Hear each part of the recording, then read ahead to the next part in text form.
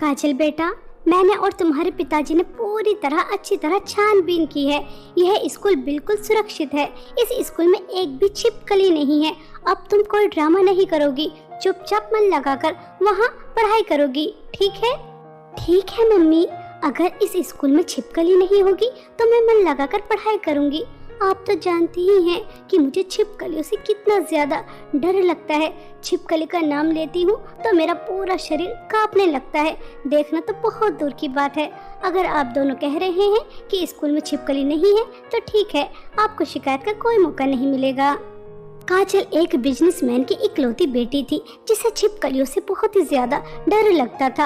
अगर वह छिपकली देख लेती तो उसे कई दिन तक नींद नहीं आती थी, इसलिए उसे पढ़ाई करने में बहुत ही ज्यादा परेशानी आ रही थी। मैंने सुना है इस स्कूल में एक भी छिपकली नहीं है। क्या ये बात सच है? क्योंकि जिस स्कूल से मैं आ रही हूँ उस स्कूल में तो छिपकलियों का भंडार था। इतने बच्चे नहीं थे जितनी छिपकलियाँ थी। प्लीज यार, मुझे सच सच बताओ, इस स्कूल में छिपकली तो नहीं है? अच्छा, तुम्हारा नाम काजल है और तुम न्यू एडमिशन हो। तुमसे मिलकर खुशी हुई। काजल, तुम्हारी तरह मुझे भी छिपकलियों से बहुत डर लगता है, लेकिन इस स्कूल में छिपकली नहीं है, ये बहुत अच्छी बात है।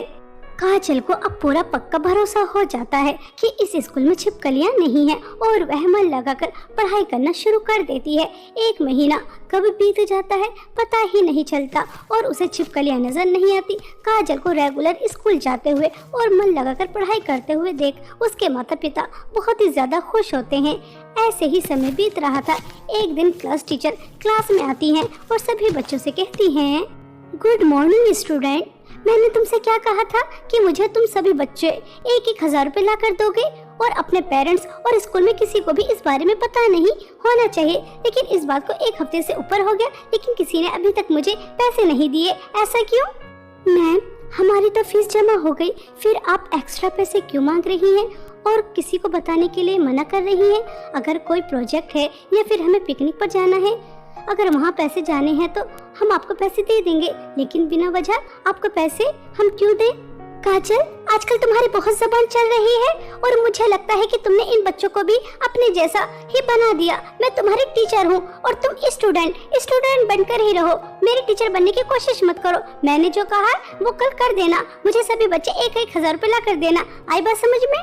इतना कहकर कविता मैम चली जाती हैं। कविता मैम के जाने के बाद सभी बच्चे एक जगह इकट्ठा हो जाते हैं और वह आपस में बातें करते हैं। पूरे स्कूल में सबसे ज्यादा नक्चर और बदतमीज कविता मैम ही है। जब इनका पीरियड आता है मुझे बहुत ही ज्यादा गुस्सा आता है। अच्छा पढ़ाती भी नहीं है और बिना वजह पिटाई भी करती है और एक्स्ट्रा पैसे भी मंगाती है। यार, हमारे इतने बड़े स्कूल में फीस जमा हो जाती है, यही बहुत बड़ी बात है। अब हम 1,000 रुपए कहाँ से ला कर देंगे? काव्या, क्या तुम्हें पता नहीं, अगर पैसे नहीं ला कर दिए तो बिना वजह हमारी पिटाई तो होगी ही और हमारे नंबर काटे जाएंगे, वो अलग। पैसे तो हमें ला कर ही देने होंगे। मेरे पापा तो बहुत बड़े बिजनेसमैन हैं, मैं चाहूँ तो दे सकती हूँ, लेकिन मैं नहीं दूंगी। अत्याचार सहना कोई अच्छी बात नहीं है। अगर कविता मैम हमसे बिना वजह पैसे मांग रही है अपनी जरूरतों को पूरा करने के लिए, तो हमें उसे रोकना चाहिए, अपनी आवाज उठानी चाहिए। हमें प्रिंसिपल मैम से कविता मैम की शिकायत करनी चाहिए। क्यों दोस्तों, मैं ठीक कह रही हूँ ना? तुम दोगे ना मेरे साथ? हाँ, हम तुम्हारा साथ जरूर देंगे। चलो प्रिंसिपल मैम के पास चलते हैं और कविता मैम की शिकायत करते हैं। काजल सभी बच्चों को आवाज उठाना सिखा देती है और सभी बच्चे एक साथ इकट्ठा होते हैं और प्रिंसिपल मैम के पास जाकर कविता मैम की शिकायत लगा देते हैं। कुछ समय बाद प्रिंसिपल मैम कविता मैम को अपने पास बुलाती हैं और बच्चों के सामने उन्हें बहुत बातें सुनाती हैं। कविता मैम, यह मैं क्या सुन रही हूँ? तुम एक टीचर हो और टीचर होकर ऐसी हरकतें कर रही हो।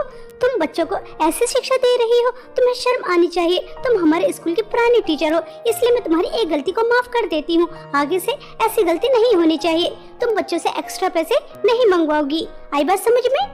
कविता मैम गुस्से से तिल मिला जाती हैं कि काजल की वजह से आज उन्हें प्रिंसिपल मैम की इतनी ज्यादा खरी खोटी बातें सुननी पड़ी। प्रिंसिपल मैम खुद तो कुर्सी पर आराम से बैठ जाती हैं और सभी बच्चों की फीस लेती रहती हैं। सुबह से लेकर दोपहर तक तो हमें ही पढ़ाना पड़ता है। हम इतनी मेहनत कर बच्चों को पढ़ाते हैं और मिलता क्या है? चंद रुपये।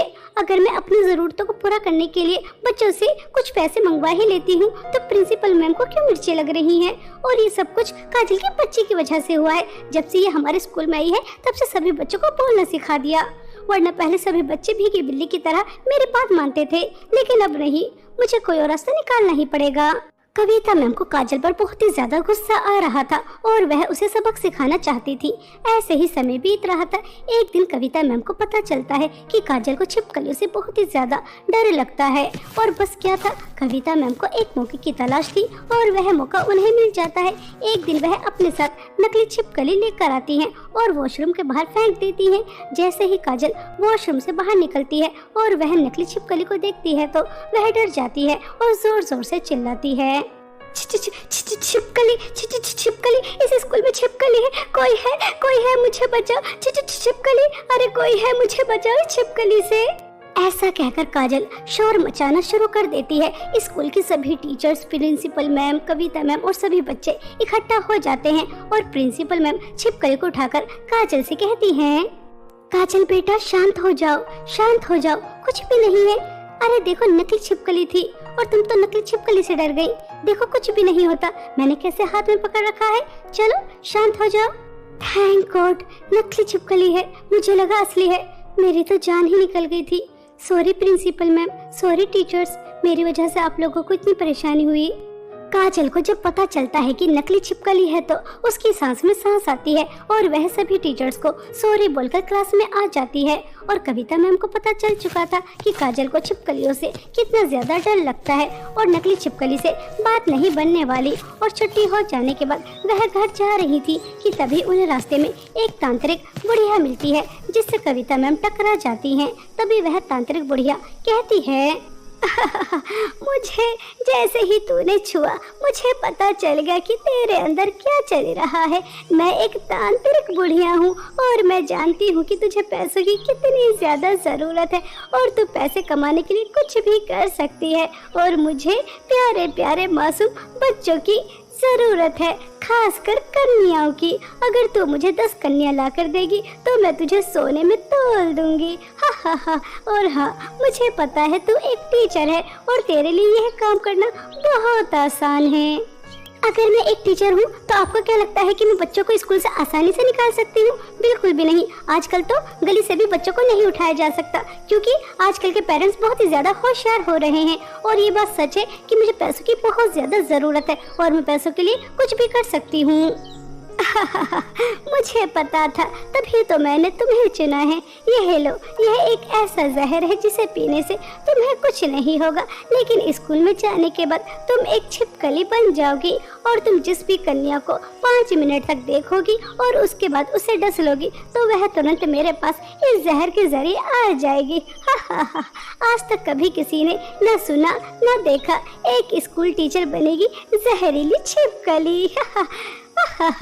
चलो मैंने मान लिया कि यह जहर पीने से मैं छिपकली बन जाऊंगी, लेकिन फिर मैं अपने असली रूप में कैसे आऊंगी? ज्यादा कुछ नहीं, अपनी आंखें बंद कर 3 बार यह मंत्र दोहराना। कविता मैम उस तांत्रिक बुढ़िया की बात अच्छी तरह से समझ जाती हैं और वह बहुत ही ज्यादा खुश होती हैं। और अगले दिन जब कविता मैम स्कूल आती है तो वह बहुत खुश थी क्योंकि उन्हें बहुत सारा पैसा मिलने वाला था। और जो भी लड़की कविता मैम को अकेली खड़ी मिलती वह उसके सामने जाती और छिपकली का रूप लेती और 5 मिनट तक उसे घूर घूर कर देखती रहती, जिस वजह से वह लड़की वहाँ से गायब हो जाती। इसी तरह उन्होंने 3 लड़कियों के साथ ऐसा कर लिया था। स्कूल से 9 लड़कियां गायब हो चुकी थी, जिसकी चर्चा पूरे स्कूल में होने लगती है और सभी पेरेंट्स आकर शोर मचाना शुरू कर देते हैं। देखिए प्रिंसिपल मैम, अगर हमारे बच्चे नहीं मिले तो आपका स्कूल नहीं बचेगा। हम ईंट से ईंट बजा देंगे। हमारे बच्चे आपके ही स्कूल में पढ़ने आते थे तो फिर वह अचानक कहाँ गायब हो गए? वह आपकी जिम्मेदारी थे, आपसे हमारे बच्चों का ख्याल नहीं रखा गया। देखिए आप सब शांत हो जाइए, इस बात से मैं भी बहुत ज्यादा चिंतित हूँ कि अचानक 9 लड़कियाँ कहाँ गायब हो गई। आप धैर्य रखिए, इस तरह से स्कूल का वातावरण खराब मत कीजिए, हम पता लगा लेंगे आखिर लड़कियाँ कहाँ गायब हैं। कभी किसी को नहीं पता चलेगा कि इस स्कूल में एक छिपकली टीचर भी है जो लड़कियों को गायब कर रही है। बस एक लड़की और वो गायब कर दूं, बस फिर उसके बाद मेरा काम हो जाएगा और प्रिंसिपल मैम क्या दूसरे जहाँ से भी कोई क्यों ना आ जाए, कोई पता नहीं लगा पाएगा कि वह लड़कियाँ कहाँ गायब हैं। ऐसा सोचकर कविता मैम बहुत ही ज्यादा खुश हो रही थी और वह बस एक लड़की की तलाश में थी, लेकिन सभी बच्चे एक साथ इकट्ठा थे जिस वजह से उन्हें एक लड़की नहीं मिल पा रही थी और प्रिंसिपल मैम ने जांच एजेंसी को बुला रखा था। सबकी पूछताछ हो रही थी लेकिन कोई पता नहीं चल पा रहा था कि लड़कियां कहाँ गायब हैं। ऐसे ही एक दिन कविता मैम को काजल वॉशरूम से बाहर अकेले आते हुए नजर आती है। मेरा शिकार आ रहा है काजल, वैसे भी इससे मुझे अपना पुराना हिसाब किताब चुकता करना है। ऐसा सोचकर कविता मैम काजल के पास जाती हैं और छिपकली बनने लगती हैं। काजल कविता मैम को छिपकली बनता हुआ देखकर डर जाती है और वह डरते डरते कहती है, कविता मैम आप छिपकली, आप कोई बहरूपिया हैं? मैं आपकी सच्चाई सबको बता दूंगी, मैं आपको नहीं छोड़ूंगी। कविता मैम पूरी तरह से छिपकली नहीं बन पाती और काजल उससे पहले ही बेहोश हो जाती है, जिस वजह से कविता मैम उसकी आंखों में नहीं देख पाती और वह 10वीं लड़की को तांत्रिक बुढ़िया के पास नहीं भेज पाती, उसे अपने वश में नहीं कर पाती और काजल को अभी तक होश नहीं आ रहा था।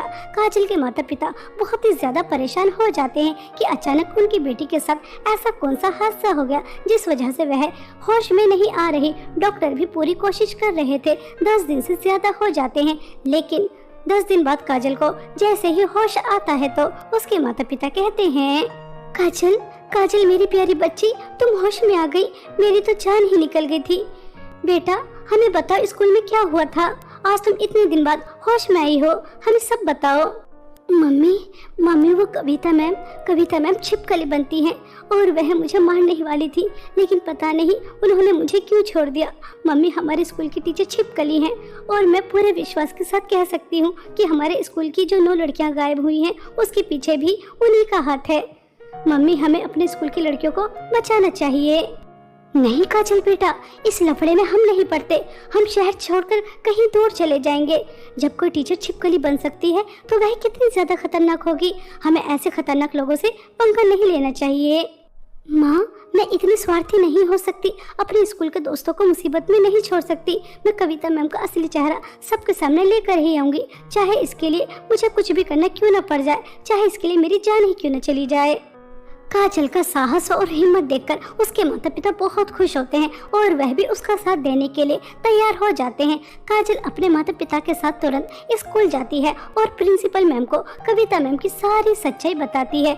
जिस तरह उसने उन्हें छिपकली बनते हुए देखा, प्रिंसिपल मैम काजल की बात पर भरोसा कर लेती हैं और वह कविता मैम के ऊपर नजर रखने लगती हैं। जब 10 लड़कियां पूरी नहीं हो पाई थी तो तांत्रिक बुढ़िया कविता मैम को अपने पास बुलाती हैं और उससे कहती हैं, कैसी टीचर है तू, तुझे मैंने इतनी ज्यादा शक्ति दी छिपकली बनने की, फिर भी तू मेरा एक छोटा सा काम नहीं कर पाई, तू मेरे किसी काम की नहीं है, तुझे तो मैं मारूंगी ही, लेकिन तेरे साथ साथ तेरे स्कूल की यह 9 लड़कियां भी मरेंगी। मैंने तेरे हाथ में इतना खतरनाक जहर दिया, जहरीली छिपकली बनाई, फिर भी काम नहीं कर पाई।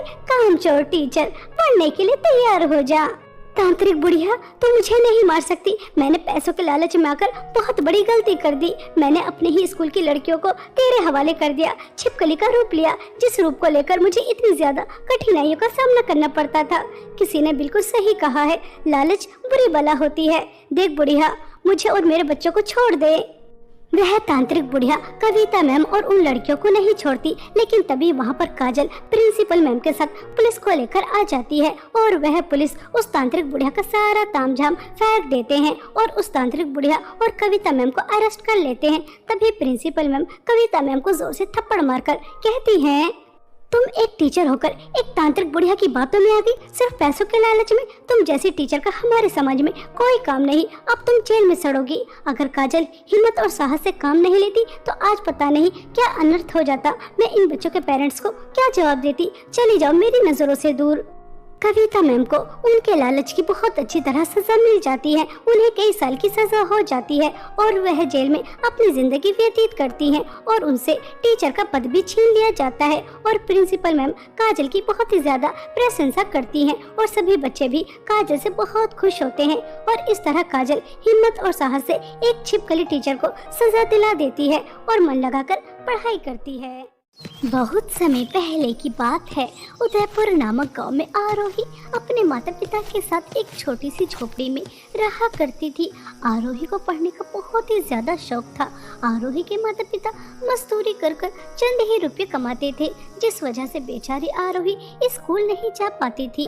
आरोही का यह शौक देखकर आरोही के माता पिता एक समय खाना खाते थे और पैसे जमा करते थे ताकि वह अपनी बेटी का स्कूल में एडमिशन करवा सके।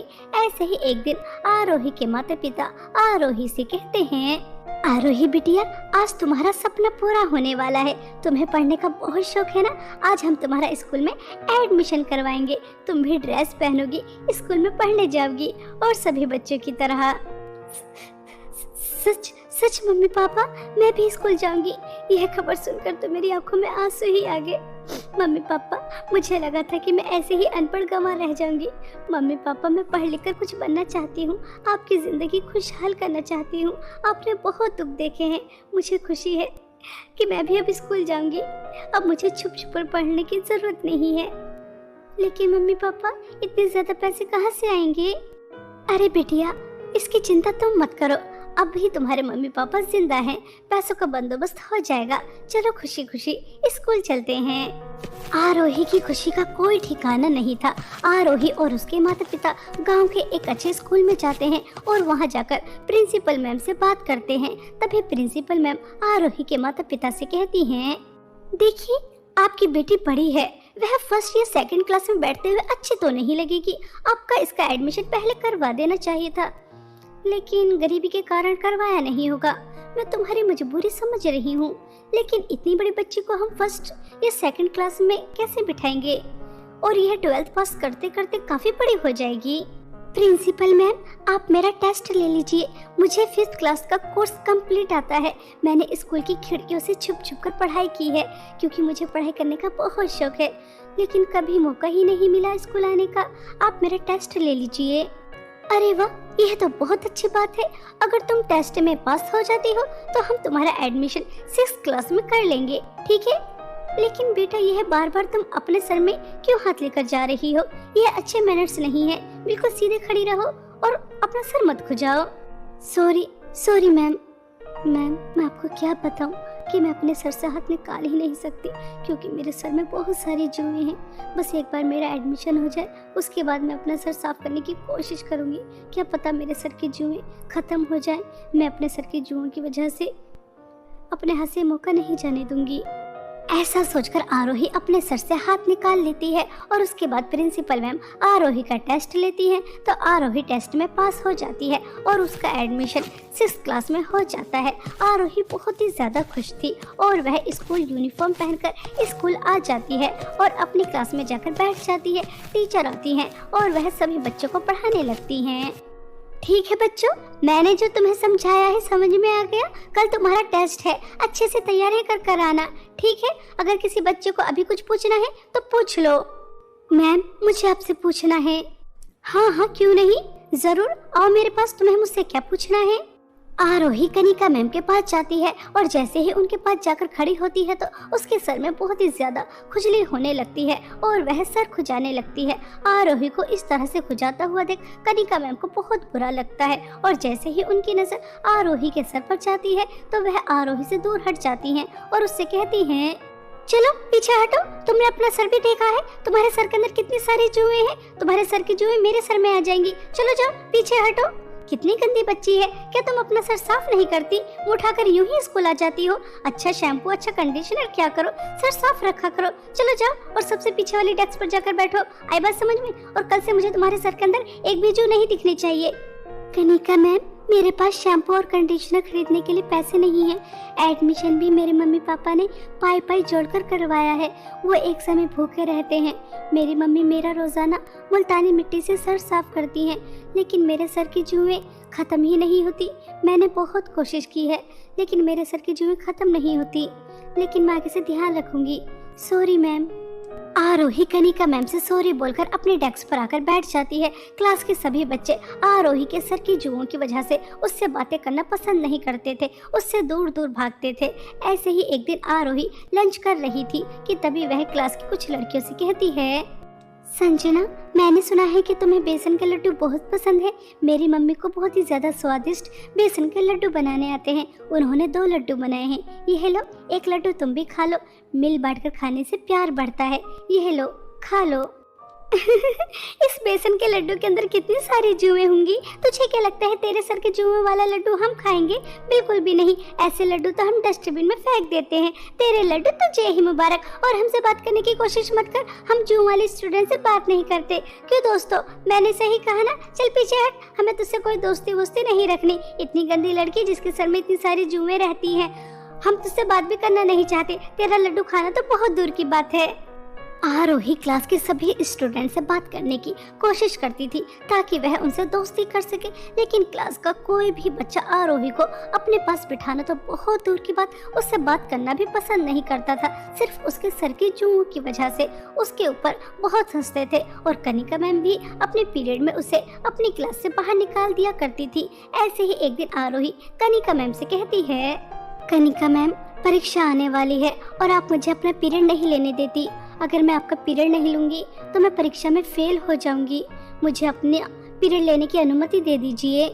पहली बात तो यह है कि तुम्हारी हिम्मत कैसे हुई मेरे सामने आकर बात करने की। मैंने तुमसे कितनी बार कहा है कि मुझे 10 फीट दूर रहा करो। मैंने तुमसे पहले ही कह दिया था अपना सर साफ करो। सर के अंदर एक भी जू नहीं होने चाहिए, तभी तुम मेरी क्लास ले सकती हो, उससे पहले नहीं। जाओ बाहर जाकर खड़ी हो जाओ। सर के अंदर इतनी सारी जुएं हैं। कनिका मैम, मैं गरीब हूँ, मैंने आपको बताया तो है।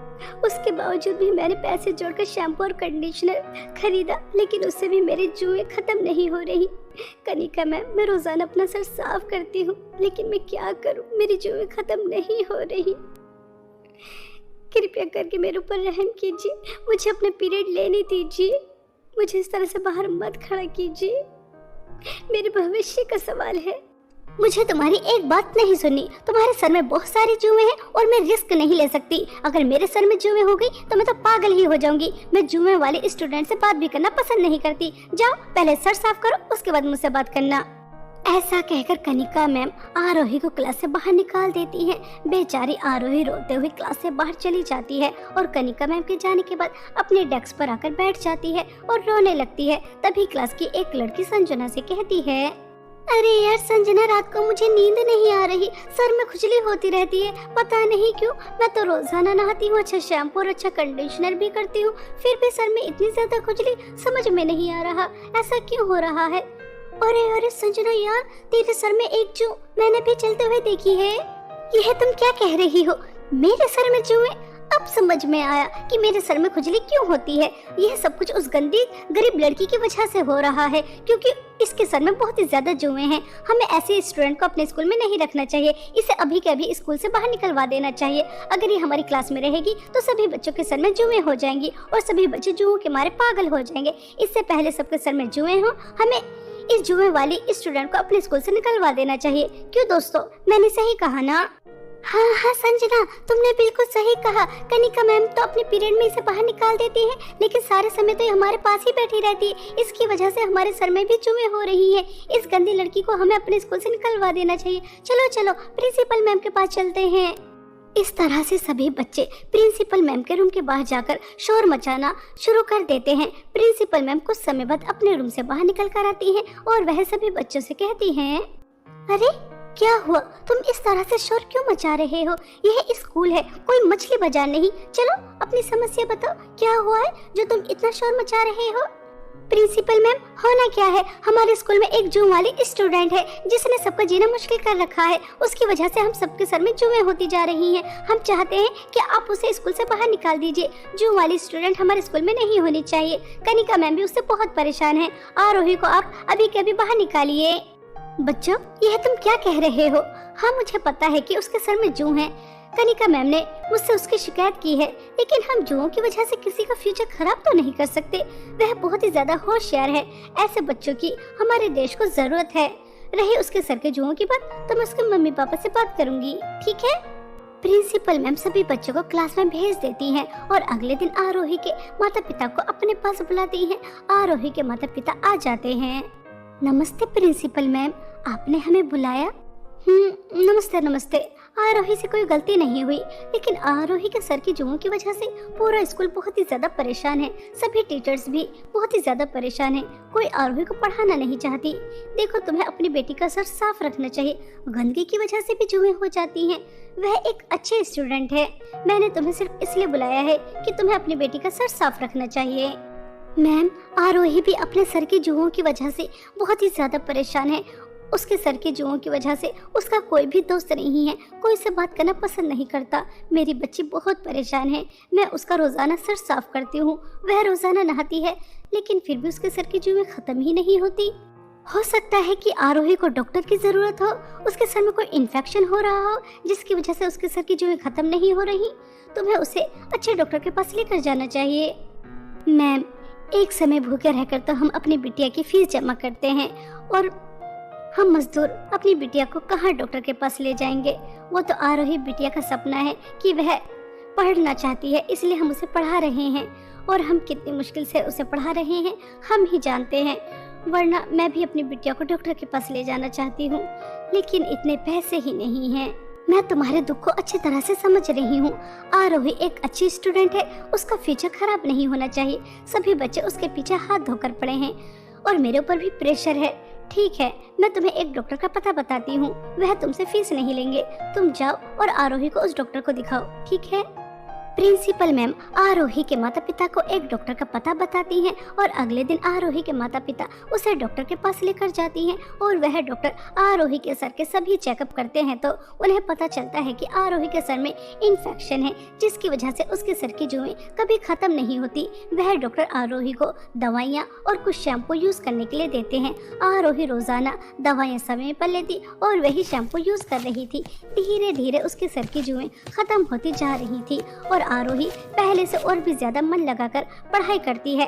एग्जाम आ जाते हैं, सभी बच्चे एग्जाम हॉल में एग्जाम देते हैं, और कुछ दिन बाद रिजल्ट भी आ जाता है। तो आरोही पूरे स्कूल में टॉप करती है। तभी कनिका मैम आरोही से कहती हैं, वेल डन आरोही बेटा, तुमने तो मेरा सर गर्व से ऊंचा ही कर दिया। तुम मेरी क्लास की स्टूडेंट हो और तुमने पूरे स्कूल में टॉप किया है। वेरी वेरी गुड बेटा। आरोही बेटा, मैंने तुम्हारे साथ बहुत गलत किया। तुम्हारी बीमारी समझने के बजाय मैंने तुम्हारे साथ गलत व्यवहार किया। मुझे भी प्रिंसिपल मैम की तरह तुम्हारा साथ देना चाहिए था, ना कि तुम्हारे जुओं की वजह से तुम्हें क्लास से बाहर निकालना चाहिए था। तुमने मेरी इतनी कम क्लास ली, फिर भी तुम फर्स्ट आई। सच में प्रिंसिपल मैम सही कहती हैं, तुम बहुत इंटेलिजेंट हो। हमें तुम जैसे स्टूडेंट की बहुत ही ज्यादा जरूरत है। मैम, आज मैं बहुत ही ज्यादा खुश हूँ कि मेरा सपना मुझे पूरा होता नजर आ रहा है, और मेरे सर की जुएं भी मुझे परेशान नहीं करती। वह भी खत्म होती जा रही है सिर्फ प्रिंसिपल मैम की वजह से। अब मैं मन लगाकर पढ़ाई कर सकती हूँ, और स्कूल में भी अब मेरे दोस्त हैं, कोई मुझसे दूर नहीं भागता। मैं प्रिंसिपल मैम का एहसान कभी नहीं भूलूंगी। प्रिंसिपल मैम, आपको बहुत बड़ा वाला थैंक यू। आपकी एक छोटी सी पहल की वजह से मेरे सर की जुएं खत्म हो गई, और मेरा भविष्य भी खराब नहीं हुआ। Thank you ma'am. आरोही को पूरे स्कूल में टॉप करने की वजह से स्कूल की तरफ से एक ट्रॉफी दी जाती है। आरोही के हाथ में ट्रॉफी देखकर आरोही के माता पिता की आंखों में आंसू आ जाते हैं। वह बहुत खुश होते हैं, और सभी बच्चे उसके लिए क्लैपिंग करते हैं। और आरोही आज बहुत खुश थी कि उसका सपना उसे पूरा होता नजर आ रहा था, और जिस वजह से उससे बच्चे दूर भागते थे वह वजह भी खत्म हो चुकी थी। उसके सर की जुएं एक भी नहीं बची थी, सब खत्म हो चुकी थी। अब कोई भी उसे जूं वाले स्टूडेंट नहीं कहता था। सब मिलजुल कर एक साथ पढ़ाई करते थे, और आरोही भी। और इस तरह प्रिंसिपल मैम की एक छोटी सी पहल की वजह से एक गरीब की जिंदगी संवर जाती है।